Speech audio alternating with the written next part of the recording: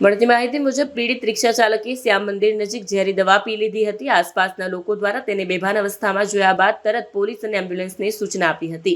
તેને સ્થાનિક હોસ્પિટલમાં દાખલ કરવામાં આવ્યો, પરંતુ ડોક્ટરોએ તેને મૃત જાહેર કર્યો છે. ઘટનાની પોલીસે પ્રાથમિક તપાસ શરૂ કરી છે. પીડિતના પરિવારજનો અથવા સગા સંબંધીઓ સાથે વાતચીત કરી તેમજ મોબાઈલ, નોટ વગેરે ચેક કરી આપઘાતનું કારણ જાણવાનો પ્રયાસ ચાલી રહ્યો છે.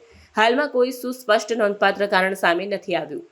માનસિક આરોગ્ય અને આર્થિક સંકટને કારણે આવી ઘટનાઓ વધી રહી છે તેવું સમાજસેવકો દ્વારા જણાવવામાં આવ્યું છે.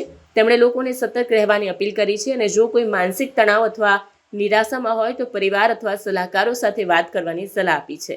मेरा नाम विपिन कुशवाहा है। भाई वैष्णो मंदिर के पीछे था, पॉइजन पी लिया था। हम लोग को बाद में फ़ोन किया कि मैं पॉइजन पी लिया हूँ। फिर हम लोग वहाँ पे ऑटो में भाभी गई, वो लेके आई हॉस्पिटल में। तो मेरे को फ़ोन गया तो मैं फिर आया, फिर इधर पता चला कि एक्सपायर हो गया। क्या कुछ कारण कुछ नहीं बोला था हम लोग से। कारण क्या हो सकता है, आपको क्या लगता है? अब बताएगा तब ना मालूम पड़ेगा। कितनी उम्र थी उनकी और क्या नाम था? राहुल कुशवाहा 26 साल उम्र थी। मूड कहाँ के रहने वाले? यूपी। कितने सालों से यहाँ पे रहते हैं? भाई को 10-15 साल हो गए। शादी को कितनी 3 साल। कुछ बच्चे हैं? नहीं, आप इनके कौन लगते हैं? चाचा का लड़का। और इसके परिवार में और कौन कौन है? एक भाई, 4 बहन, पापा मम्मी। क्या मम्मी पापा अभी कहाँ पे? घर पे, या सूरत में है क्या? गाँव में।